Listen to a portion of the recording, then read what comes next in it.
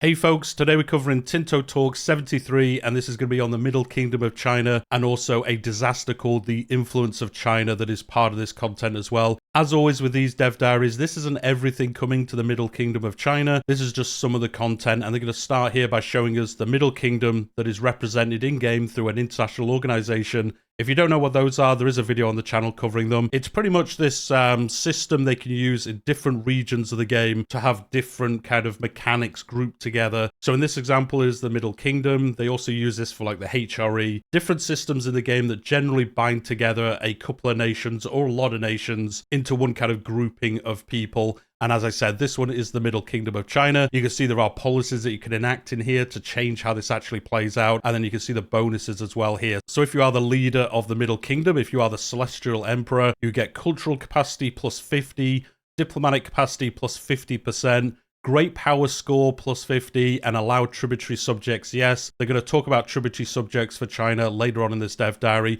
Being a member of this cannot become an empire, so you can't become an emperor within the Chinese empire except for being the Chinese emperor, so that does make sense. Monthly progress towards Sinicized at 0.10, they're going to talk about that later on in the dev diary as well. You can invite new members to this, obviously, although I would presume it is just the emperor that can invite new people to join it. And then antagonism caused by actions on the international organization territory will be scaled by plus 50%. So that sounds like if you're attacking the Chinese international organization, you get 50% more antagonism. I don't know why that works that way. I guess it's to stop you breaking it up very quickly because it would slow you down. You build up that antagonism. Other realms can kind of club together to fight you off at that point. So let me know what you think about that. I can't see why else that would be there. I guess it is just to stop players wrecking China as quick as they can to prevent it kind of expanding and getting more powerful. To really, I guess, railroad that doesn't happen too quick. Anyway, let me know what you think in the comments down below. Next, they're going to show us the IO page for the Middle Kingdom. Very similar to ones we've seen before. We can see the Celestial Governors at the top, Celestial Authority, all things they're going to talk about. I think the next icon is the Treasury, I would think, and then Eunuch Power. They're also going to talk about that later on. You can see the current ruler here, his stats, and then you can see the members, the Celestial Governor, and then 170 members in this example. All those flags looking very cool. Some very nice flags there, actually. And then next, they're going to show us a map mode for the Middle Kingdom. So the IO itself has territory assigned to it, and that land is considered to be the core territory of the Middle Kingdom.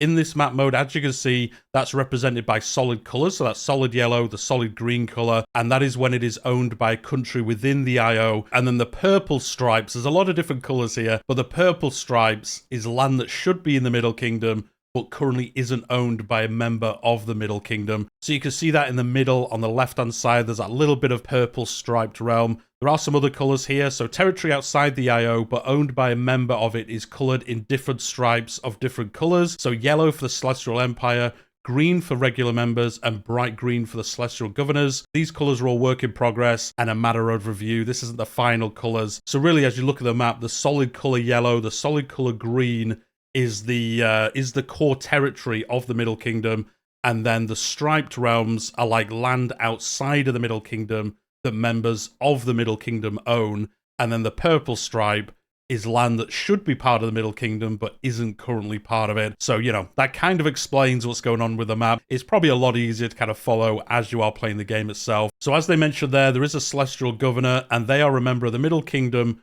to which the Emperor has granted special privileges and also some nice bonuses. And you can see that on the screen now. The Celestial Governor special status, proximity cost minus 5%. That's great. That's going to make your realm that little bit more efficient. Bring in the tax and levies that little bit easier. Monthly legitimacy, 0.10. That's pretty good. Efficiency of the cabinet, plus 10%. You can't turn that down. And then monthly progress towards Sinicized, 0.2 better as well. So you're going to want to try and get this roll from the Emperor, and you're getting all these nice bonuses as well. And then the Middle Kingdom, it is a little bit flexible. So countries can join the Middle Kingdom freely, as long as they are not a subject of another realm, and either have a capital in Asia or have appropriate cultural or religious groups. So yes, guys, you can't have like random realms like the French join it somehow. It does have to be kind of at least historically accurate around where this part of the world is. And then subjects of the Celestial Emperor, however, will automatically join it. So I guess actually that is possible. If you somehow made France a subject of the Celestial Emperor, they would join this IO. I guess that does make sense. Once a country is inside the Middle Kingdom, they will still be allowed to pursue their own diplomacy and wage their own wars as long as they are not a subject type that forbids that. I guess you can set that up if you did want to, but they will also benefit from the protection of the Emperor, who may come to their assistance if they are attacked by an external threat, although that is not a guarantee, as they say here. So I guess the Emperor could just say, do you know what? I'm not actually that bothered if you get defeated and your realm gets taken out of the Empire. I guess if they're super annoying or for whatever reason you're busy doing something else, you can decline to actually help them. These members will also participate in the tribute system that is here for China. And you can see the UI for this here, the tribute system. Every month the following transactions are made. And you can see the list here of the realms giving money to the Emperor. And then he's going to use that however he sees fit. But you can see a lot of the countries here, part of China. The Middle Kingdom has been considered the cultural center of the world. As such, neighboring countries send their delegations in order to offer tribute and submit to the authority of the Emperor. So historically, the tribute system of China was manifested through tribute missions between the various countries and the current ruling dynasty, conducted at various frequencies. Countries would offer gifts to the Emperor for the Son of Heaven to recognize their rule, and they would get gifts of greater value in return for this. If you do follow Crusader Kings, they actually have this play out because you're playing as the characters of your realm, where you actually travel to the Emperor and do this kind of in person in that game. It is very cool how it looks like it's going to play out in the next DLC coming for Crusader Kings. Obviously, EU5 is a little bit different. You're not playing as the ruler, you're playing as the country. So you're not going to make the actual travel yourself, but that is kind of how the system is going to play out anyway. But as I said, in EU5, you're not playing as the characters. So in this game, the back and forth has been simplified and abstracted to a payment that the Emperor has to perform. And the resulting money is divided amongst all members of the Middle Kingdom according to their economic power.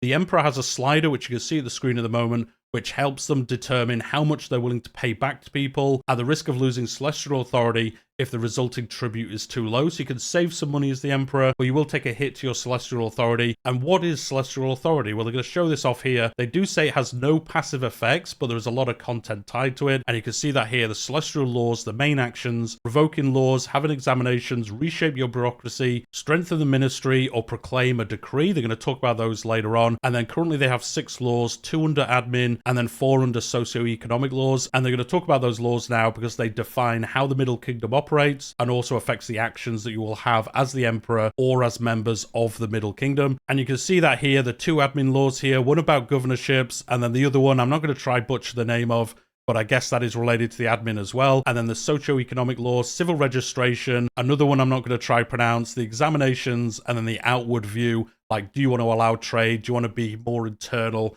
and kind of keep to yourself as China and Japan kind of did for a long time. And you can choose if you want to do that or open up the realm and allow trade to happen as well. They are going to talk through some of these. So you can see here, provisional governorship law. And then as we've seen with a bunch of these during all these dev diaries, you then have these policies within that you can choose from. So in this example, they've got established provincial governors. This gives you monthly rebel growth 0.10% better. You can see the celestial governor status. This gives you monthly legitimacy 0.10, loyalty to Overlord +5, and then if you're not the Celestial Governor, you get monthly legitimacy 0.05, and then loyalty to the Overlord +2, so a little bit worse if you're not like the primary governor, but it's not too bad anyway if you're part of the realm. And then as you can see, there are different policies depending on which one you want to have. So there's curtailed governors, the established ones, and then 3 very Chinese named ones. Again, not going to try butcher them in this video, but you can choose them between these to kind of specialize your version of the Middle Kingdom if you want to. Next is a law around the examinations. So this is very similar. Again, if you followed the CK3 dev diaries on China, they have the examination system there. But again, as you're playing as characters, you actually travel there and take the examinations. But that's obviously a little bit less so in this game. But you can see here, once again, within this law, the current active policy is direct appointment, higher advisor cost -25%, monthly prestige 0.10, If you are the Celestial Governor, you also get 0.02 stability investment, which helps reduce the cost of investing into your stability. And then if you're not the leader of the Middle Kingdom, you have the same bonus, but it's half as good again. So it's 0.01, which again isn't crazy, but it is a little bit better. And then you can see the different policies here. Focus on classics, direct appointment. So again, as the Emperor, you're going to choose one of these that you think fits best for your version of the Middle Kingdom, what you're trying to get up to. Maybe you want to stay very kind of contained. You want to build tall as tall as you can play as China. I guess China can get very tall, even though it's a lot of land, so it kind of breaks the meaning of that. But, you know, you can stay very insular, or you can expand outwards. And these different options in all the laws do help you do that with the different policies. The next one they're going to show here is the outward view law. Again, this is how you want to deal with trade. In this one, it is allow trade is the active policy. Proximity cost through maritime 0.5 better. That's going to help you along the coast, up the rivers, to bring your proximity a lot further along, help you with your control, get your realm that little bit more efficient. And then speaking of efficiency, this gives you 2.5% trade efficiency as well. And then if you are the celestial governor, you also get 10% more trade capacity. And then if you're not the celestial governor, again, you get half of that. So you get 5% trade capacity. So if you are doing like an outward look as China, you get a lot of trade benefits, a lot more capacity. That means you can do more trades, and that's going to bring you in a lot of money. But maybe as China, you don't want to do that, so you can allow trade, or you can block the trade and really say, no, these outsiders are a little bit weird. I don't want them within China trading. Would you want to do that? Maybe you would. We don't see here what bonuses you get if you turn this off. I'm guessing it's probably more around strengthening like your borders or something like that. There must be some nice bonuses for that for you to turn this off if you want to. We'll see, obviously, when we get to play the game. And then next, they're going to talk about this codified policy. This is part of the Senfeng Tizi law, definitely how you pronounce it. And you can see the modifiers here. Loyalty of subject plus 10. May convert to celestial governors, yes. And then if you are the celestial governor, you get 0.10 legitimacy. Payment to overlord 10% worse. So you're kind of paying the emperor more money, but you are getting this legitimacy. And then if you're not a celestial governor, you get half of those bonuses, or half that negative, I guess. Again, similar to above, we don't see other policies within this law, but this is the example they are going to show us. And then next, they're going to talk about how these combination of policies and laws can affect your gameplay. So for the example they're going to talk through today, conducting an examination is only possible as long as you have the direct appointment policy not active, while the appointment of a new celestial governor can only be made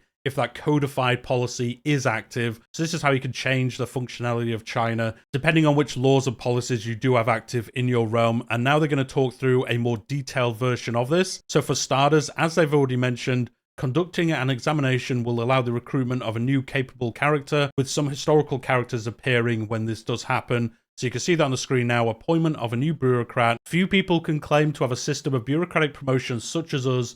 Using the admin system of the examination system, we are proud to observe the social mobility of individuals with great intellectual capacities. And then below that, in that blue box, you can see the historical reasoning behind this. This was something that happened historically in China, and you do get a little bit of information around this. All those small bits of like historical information that is scattered around this game if you are looking for it. And you can see here, we will watch your career in great interest, Bowen, and they will then come into your realm and try assist you as the Emperor, as the Middle Kingdom. Next, they're going to talk about some of the actions we saw in the IO screen earlier. So the first one here is strengthen ministry. That was one of the options that we did see, to strengthen one of the 6 traditional ministries in the Chinese administration with various effects depending on what you choose. Some ministries will also be available to affect the outcomes of other actions that you can take later on. So you can see in this example, they've chosen the Ministry of Personnel. The 6 ministries are the basis of the government of the Middle Kingdom. The effects of implementing this will strengthen this ministry for 20 years, and we will get better candidates for the examination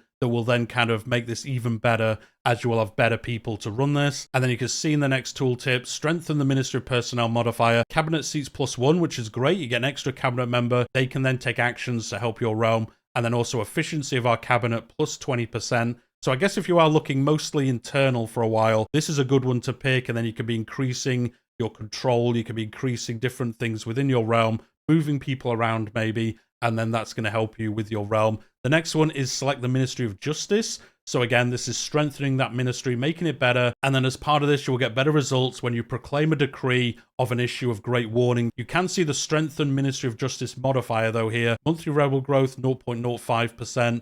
Population joins rebel threshold -5%, and then the same for leaving them. So it does help kind of control your rebels. Maybe if you've got a lot of problems going on, you might want to implement this one for 20 years and kind of bring some peace to your new empire and really help you kind of keep control of your realm that little bit better, and then see how that aids you further on. And then the last thing we saw in that original IO screen was proclaim a decree, and this will allow the emperor to choose a decree to enable with some temporary benefits, but it also costs some celestial authority. The effects of these decrees only last a short while, but are scaled by the amount of countries in the Middle Kingdom and the emperor's own cabinet efficiency and other factors, such as certain ministries having been expanded. Oh, actually, that's the thing they were just talking about, proclaim decree. Yes, okay, this is linked to that as well. So if you do strengthen the Ministry of Justice, the issue great warnings decree here is actually better if you do have that active. But anyway, you can see some of these on the screen now. Commence infrastructure works. This makes roads cheaper and also makes them quicker to build. Conduct population census. Tax efficiency is plus 30% in this example again. This scales as they just talked about, so you won't see these exact numbers when you do play. Monthly control is also better. Expand palace bureaucracy increases the efficiency of your cabinet. Increase tariff control. You've got to implement those tariffs. I think that's a big thing at the moment. Trade efficiency is improved by that. Issue great warnings. That is the one that justice system was just talking about. Revoke privilege cost is minus 30% in this example. Estate satisfaction equilibrium, though, is plus 15 again in this example. So I guess if you do implement this with an empowered justice system, in those 20 years, you could try revoke some things from your estates because their satisfaction equilibrium is also higher. So you have that little bit more wiggle room to be able to revoke things without them being upset with you, or maybe, you know, a little bit less upset with you than they would be usually. And then the last one you can see, reinforce fortifications, fort building cost minus 30%. So that will allow you obviously to build a bunch of forts. Maybe you can see another realm heading towards you, or maybe you even see the potential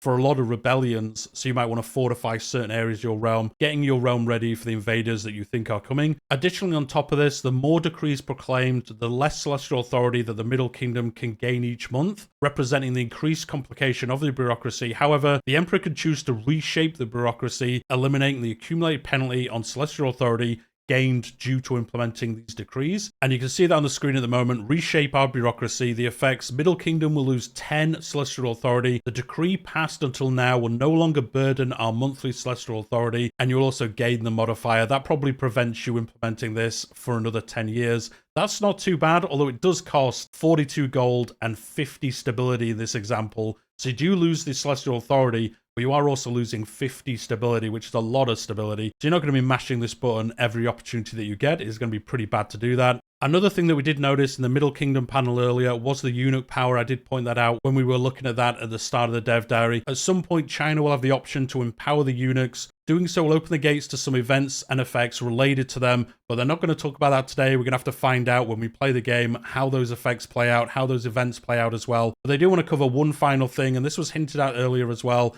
this disaster and a societal value that is linked to it. So this is going to be our look at how China is seen from the outside and what happens when a foreign country interacts with it. If a country not belonging to the Chinese culture group enters the orbit of China, it will unlock a special Sinicized versus unsinicized societal value that you won't see elsewhere in the game. And you can see that on the screen now with some fantastic art there as well. So the current impact of 70 towards Sinicized is giving these bonuses. As always with these, they do scale depending on how far towards each side of the scale you are. You can see in this example, this gives you cultural tradition minus 35%, trade capacity plus 14%, monthly research progress plus 7%, admin efficiency plus 17%, Middle Kingdom tribute received modifier plus 17% as well. And then you can see things that are affecting you, moving you towards this. Being a member of the Middle Kingdom, 0.10. Celestial Governor giving you 0.2. And Confucian School giving you 0.02. And that is pushing you towards being Sinicized rather than not being so. To further push your Sinicized status, you could also enact these. I think this is new to this UI. It looks like they're now showing you how you can move this either left or right on this bar and move either towards one end or the other. So that is pretty cool to see. And then you can encourage this, or you can encourage moving the other way if you do want to as well. And then the next tooltip is going to show you the maximum either Sinicized or not. So you can see the first one here. These are the modifiers that we just saw. These are as high as they can go if you get it maxed out. And then if you're unsinicized, you can see it the other way. These are the bonuses you get. So cultural tradition plus 50%, trade capacity minus 20%, prestige decay minus 0.2%, stability investment costs 33% cheaper as well. So depending on which end of the scale you are, these are going to be different bonuses that you will have active in your realm. Like other societal values, like quantity versus quantity and things like that, you do have tools to nudge you towards one way or another. However, what matters today is what happens if you reach high levels of Sinicization. Any country that goes beyond 90 and is less powerful than China will fall under the influence of China disaster. And you can see this here. This is talking about Korea in this example. A state satisfaction equilibrium minus 25%, monthly legitimacy 0.2, monthly rebel growth 1% worse. So our time under the influence of China has brought forth many boons to our people. However, this relationship has eroded our social fabric, disconnecting us from our traditions and threatening our independence. This is really like you're seen so intertwined with China that they almost have like cultural influence over you. And that is very bad for you in this example. And you can see here the balance of power. What started as an innocuous relationship between our people and the Chinese has now grown to threaten our independence. Our allegiance lies with China, or we must protect our sovereignty and say, no, we want to break away a little bit from you. And there are many events that can fire during this disaster in which the country will navigate between continuing to be influenced by the Chinese or establishing your own cultural independence. You can see here tributary demands. Never before have the representatives of China brought forth such emboldened requests for tribute. And you can say no, toss them out the window, or very well, we will pay this time. They're the only two options, guys. If they come asking for too much money, throw them out of a window or just give them the money. There's no other options if you think about it. And you can see here, toss them out the window, event option. We will change our societal value towards unsinicized, away from being too far on the scale the other way. We will gain 2.5 legitimacy. We will lose 10 opinion of the Great One in this example. And then they will also lose 10 opinion of you as well. And then you can see the next event, our stance amidst the peril.